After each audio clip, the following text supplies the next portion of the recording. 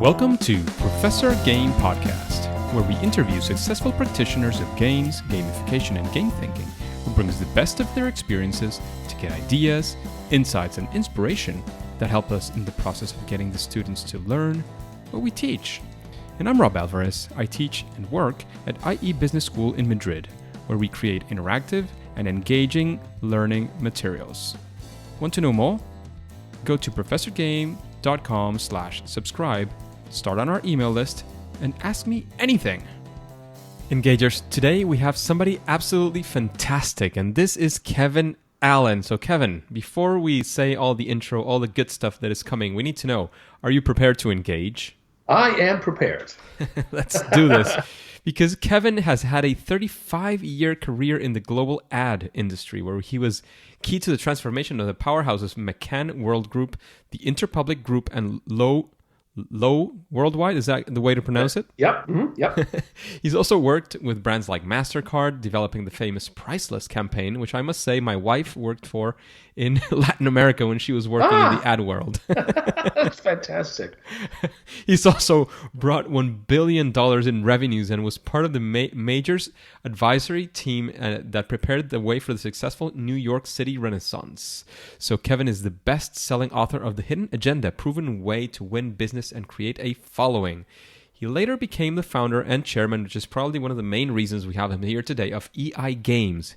They are the creators of award-winning emotional intelligence-based business training games, which counts Cisco, Duke University, and Arizona States among its clients. He's also a fellow at Ball State University as an adjunct professor of marketing at the Florida Atlantic University and a visiting lecturer at the Columbia University and the Harvard School of Design. So that sounds amazing, Kevin. Is there anything we're leaving out that we should know about you? No, I think it's plenty. Although I have to say, I don't know if you or your listeners have the same feeling as my internal age is 13.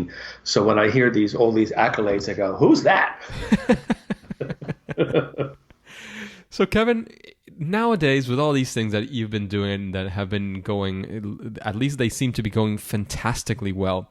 Can you tell us what a day in the life of Kevin looks like, or what does it look like to be Kevin Allen these days? Oh my gosh, I think the way I would answer that is, whenever I look back at the things that I was involved in, like Priceless, whatever thing, it all looks like the seamless logic of a bunch of geniuses, all done perfectly in order. And the fact is, it's chaos. It's the best description I can give you.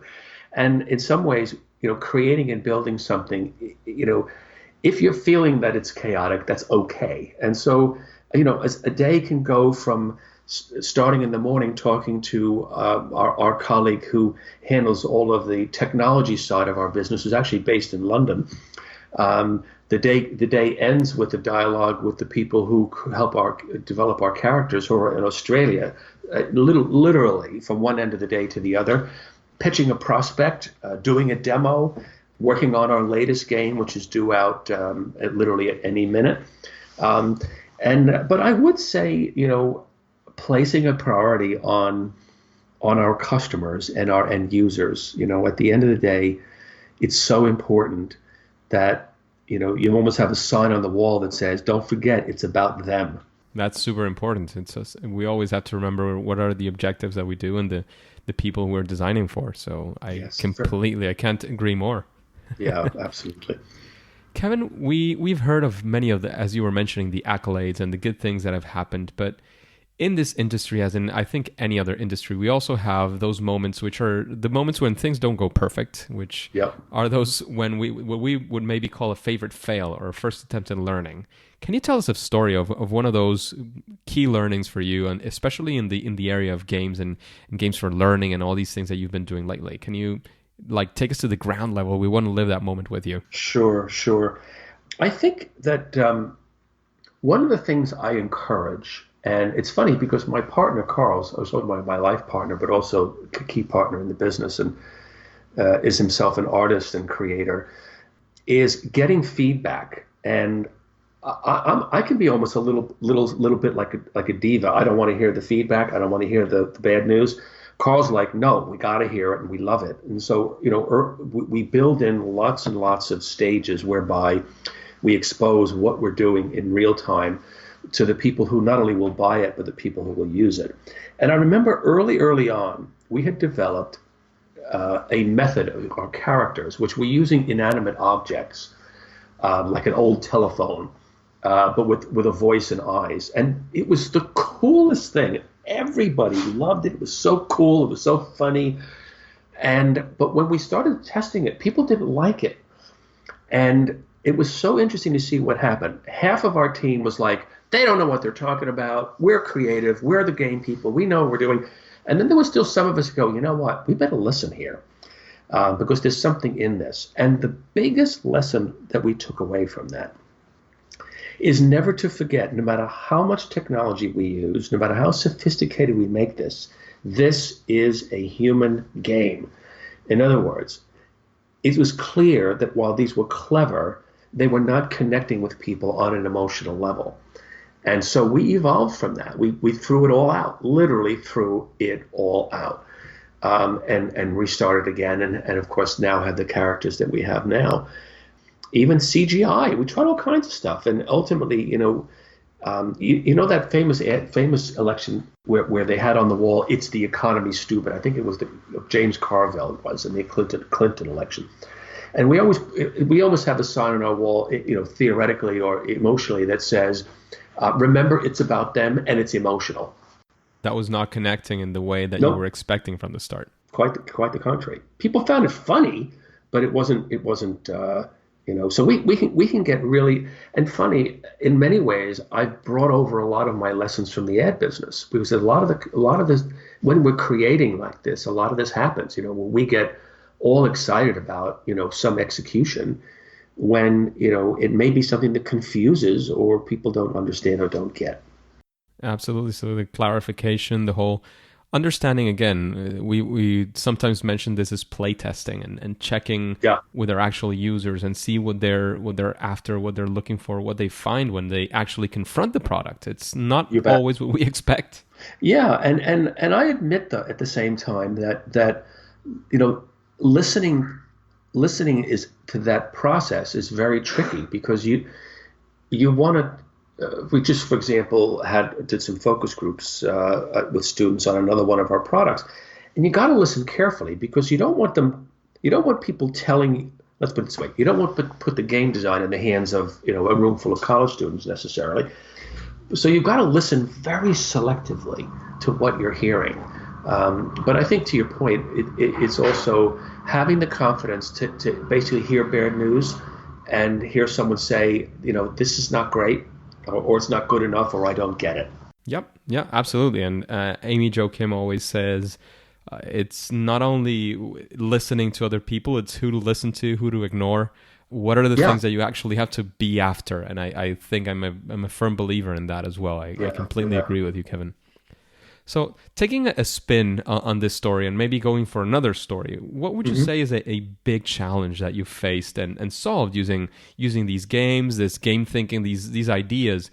What would be a challenge that you faced and, of course, successfully went through it? And tell us that story. How did you get to that? I think that I would answer it in two phases. I think the first phase was the creation of our original suite, which I think we're up to 6 or 7 games, all involved in things like leadership and business ethics and entrepreneurship and that.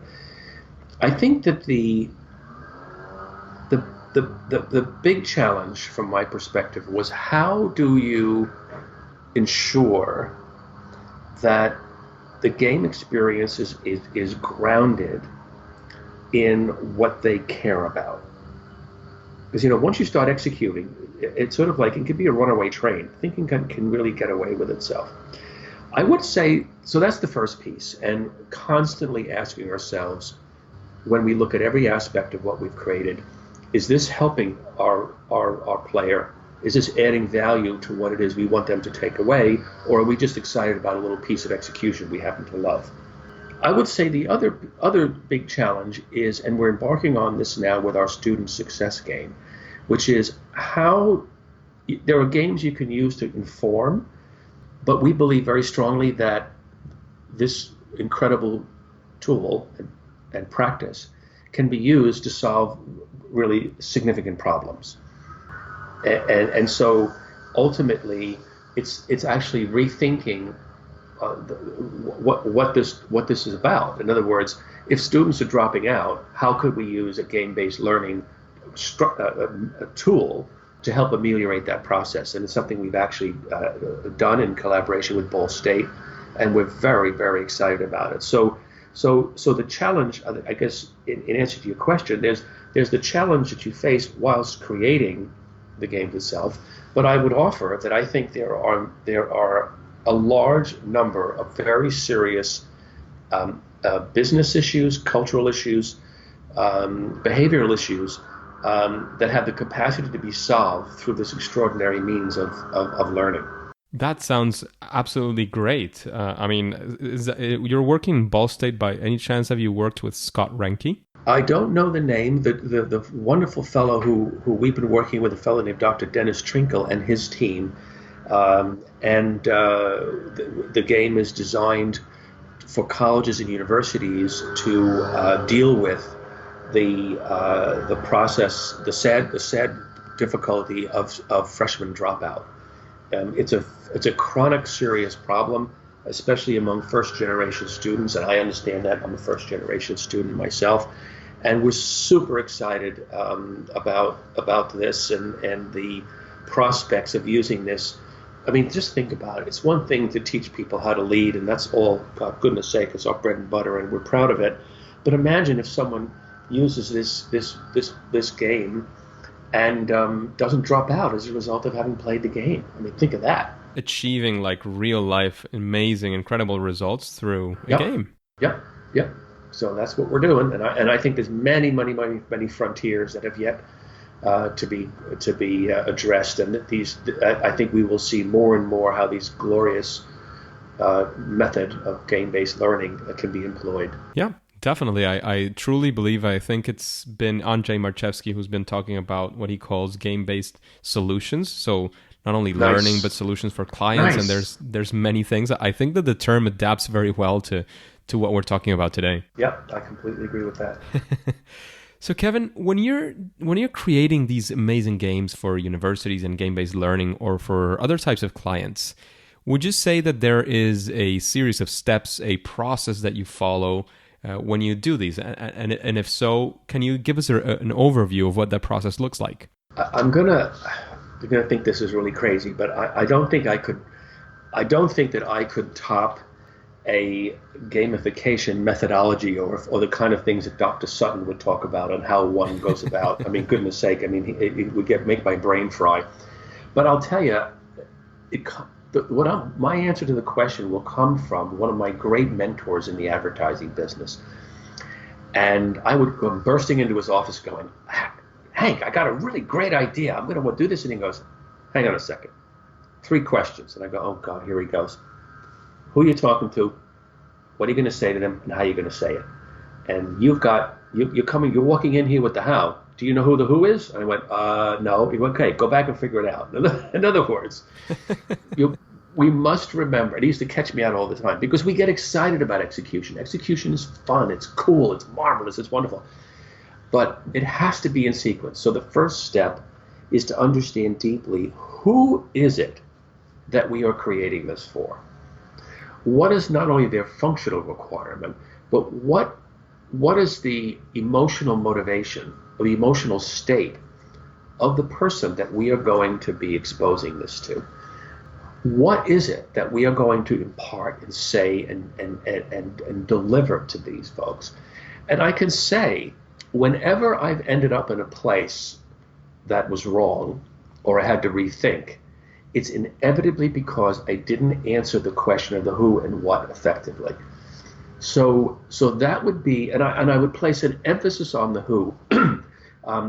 I borrowed a term that we developed when I was in the ed business called the conceptual target, which is defining your target not simply in functional terms, but in emotional terms. And so when we were developing this student success game, we were asking ourselves, what is the emotional state of a student who's never had anybody in the family go to college before? So that's absolutely the first question. You were mentioning the who. the what, when you, so the next step would be, what do you want to achieve? Am I getting it right? Well, it's really what is it that you, so the who is who you're talking to. What is the content? What are you saying? What are you imparting? What are you delivering? What is the experience that is good, that will be shaped by who it is that you're speaking to? Definitely, and especially in games, you have to know who, like, what are they motivated by, right? Exactly right. Exactly right. And then and only then can you then sit down and figure out the how and where these things go wrong. I mean, I've seen a zillion, advertising ideas, but when you realize the reason they were wrong is because they had no concept of who it is that they were. It was sort of an execution in search of an audience. Yeah, it's like a solution in the search of a problem. Correct. It goes definitely the other way around. Yep. Just a quick break before we continue. Are you enjoying this podcast? If you're listening through a podcasting app, please subscribe and rate us on the app. This will be of great help to reach more engagers so we can change the world together through gamification. So Kevin, what would you say in your experience and what you've been doing in this time, what would you say could be like sort of a best practice or something that you would always think using it or thinking about these things would be a best practice or something that would benefit almost any game-based learning project or any game-based solution project? Well, I guess you probably can see that there's a theme, and a theme that's driven my 30-year ad career and is now driving our gamification experience, and that would be the emotional motivation, and I also think that probably the other thing that a project could benefit from beyond what we've just talked about, which is before I take one step, I'm going to understand deeply the emotional motivation of the people that are going to play. And the second would be is never to forget that at the end of the day, we are employing the oldest form of human communication, that is storytelling. And it's easy for us to get caught up in the fact that we are employing some of the most exciting technologies. We're digital, we're this and that and the other thing. But, when Ugg walked into the cave and drew on the cave wall, he was telling a story, and that story is emotive. It has a hero, it has a villain, it has foils, it has Yoda, and those things are powerful, and it's the oldest and most effective form of human communication. So we, using a story-based view of things is wildly beneficial. Absolutely. So I'm picking up the whole storytelling or narrative element of games and gamification. And the other one is, of course, as you were mentioning from the start, is the emotional aspect, like thinking emotionally, where do you want people at or where they are at currently? Yep. So Kevin, what would you say, again, from the world of entertainment or the ones that you've created or something that you've observed, what would you say is your favorite game? Well, I mean, I guess I have to be rather parochial. I think our students... I think our student success game is a high watermark. I'm really, really proud of it. Fantastic. Is there somewhere that our listeners can get a glimpse at what that looks like? Yep. Just check out our site, www.eigames.com, and they'll begin to get a description of what we've created, and they'll inherently see the benefit to these young people. It's super exciting. Nice. It sounds very exciting. Being excited. I mean, I understand some people might see that as self-talk and self-selling your thing, but I can also see the way that it is about being excited about what you're doing and being proud of the solution that you've created. So I completely vouch for that as well. Well, I think it comes under the heading that one of the things I realized in the ed business, and I realized the same in the game-based learning or game-based solutions industry, and I share this with your listeners, is this is a business of impact. This is a business where what you create can have an incredible impact on the people that are engaging. Just think of that.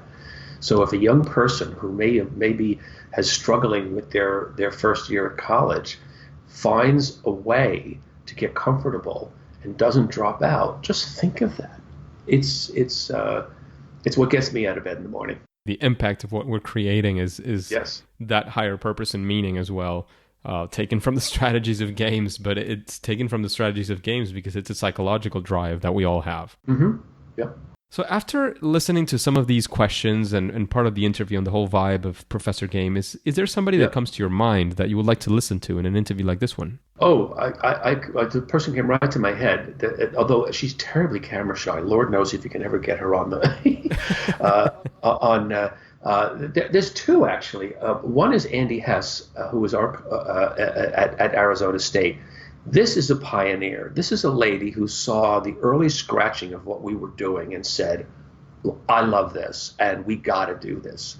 And goodness knows we've got how many games and how many students now playing at Arizona State. So she's amazing. I don't know whether you've ever interviewed Brian Burke, who wrote the book Gamify. He's at Gartner. Oh, my goodness. He is brilliant. And he was one of the first people we talked to. And the reason I mention him is I found out about him because his book was published by the same publishing house that my books were. And so when we first started out, I called him and told him what we were doing. And he said, you're going to do great. I said, really, Brian, why do you say that? He said, because you're building this for them. I never forgot it. He said, if your player smells that you've created something that's designed to modify their behavior, they'll smell it within 30 seconds. And, they may click through it, but forget about engaging them. So he's a really super guy, and it's a terrific book, by the way. And in that same sense of books, because you've mentioned Brian Burke's book, is there any, if there any, and which book would you recommend to the engagers and why? Well, this follows a pattern. It's funny because all through my career, I used to tell my folks, there are 5,000 zillion books on what we do for a living. What I want you to read is something outside of our industry to help give you perspective. And one of my absolute favorite books is Letters to My Daughter by Maya Angelou. And when you read that book, what you're reading is the story of a woman who is emotionally intelligent, is the story of a woman who will never stop, no matter how much setback. And you're reading the story of a woman who was, sadly, the embodiment of generosity of spirit. And, those are vital qualities, not only to build into the games that we create, but to build into the cultures of the organizations that create these games. That makes a lot of sense and sounds like a great recommendation. I haven't read that book. I'll try to add it to my list. It's sweet. It's lovely. So, Kevin, what would you say is your superpower in gamification, game-based learning, and all of these strategies that we take from games? What's your sweet spot? I love this term. Whenever I hear this term, I think, out of a nearby phone booth, it's sort of like... I would say it's empathy. What I call having a good smeller. It's the ability to, as we were talking about earlier, imagine you're listening to a group of people talk about maybe an early concept that you created, and your empathy and your emotional antenna is able to pick up going, that's what motivates these people. And so that's what I think it is. That makes a lot of sense because empathy is something that you definitely need if you're going to think of the people you're designing for. So yep, absolutely. Absolute superpower. So, Kevin, we're arriving to the end of the interview. However, we do have this sort of gamified-ish question because there's some social connectedness because it comes from our audience. There is random elements or a lot of curiosity comes up. Right. And the question this time that comes up is, where do you think is the future for gamification?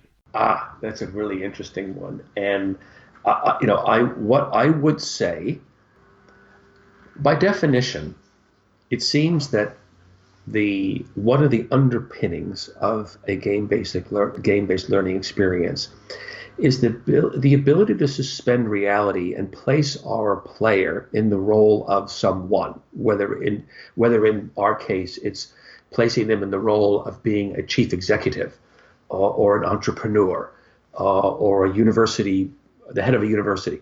all these fundamental experiences. So certainly, I think we can look forward to technologies that are going to help enhance and make more exciting that immersion.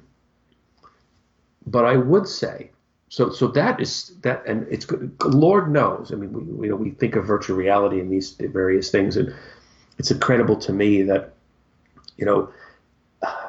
the technology that we're excited about, we were excited about 6 months, seems passé. I mean, the speed with which these techniques are being developed. But I will say a big however, is whilst we embrace these, we can never forget that connecting with a player on an emotional level, understanding what motivates them, there are certain enduring techniques, certain enduring truths that will never change no matter how much technology we create. And so always keep that in the back of your mind as we are advancing into these new technological frontiers.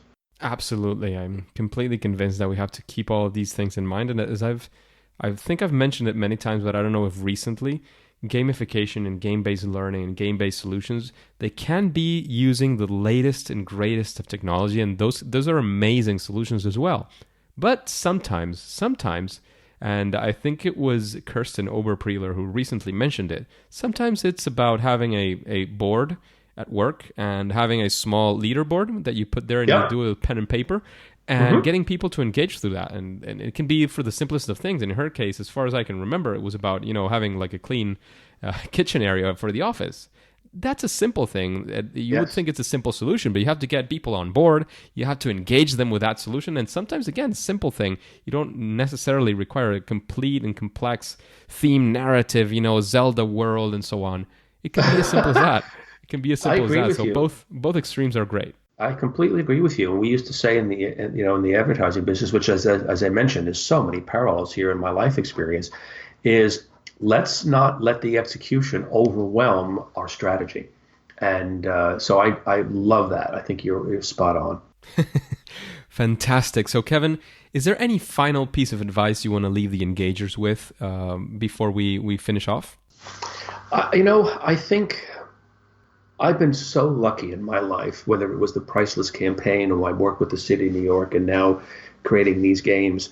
There's a common denominator to these experiences, and that is follow your gut, follow your instinct.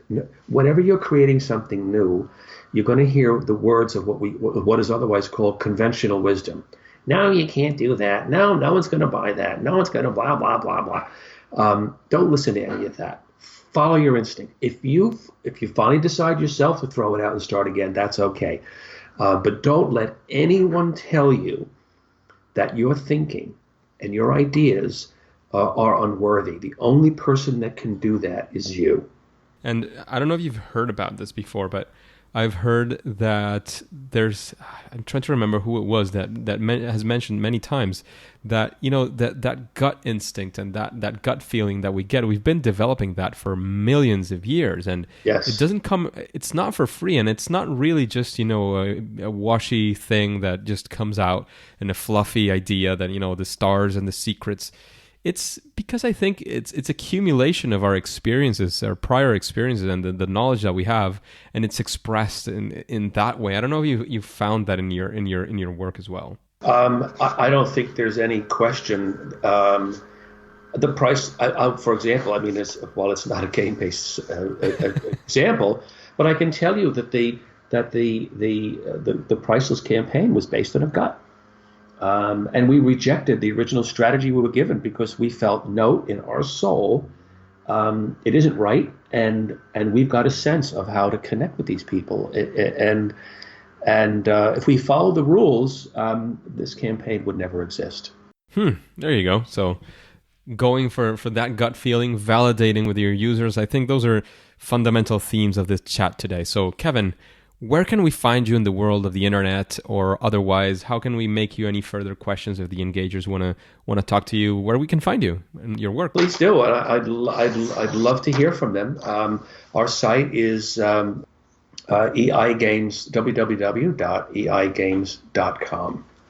And certainly you could write to me at kevin@eigames.com. That sounds great. Thank you very much for your time today, Kevin. It's been an amazing chat. Engagers, now you know if you want to talk with Kevin, you want to do business, or you want to ask him any questions, you know where you can find him, even with his direct email address. Thanks again, Kevin. However, now it's time to say that it's game over. Thank you. Have a wonderful day. Engagers, it's fantastic to have you here. I hope you enjoyed this interview with Kevin. Are you using Instagram? I'm getting the grip of it and would love to connect with you there. Just like on Twitter, my username is RobAlvarezB. And before you go on to your next mission, would you like to know how Dustin is using board games in education and his gamification kit? Then subscribe using your favorite podcast app and listen to the next episode of Professor Game. See you there.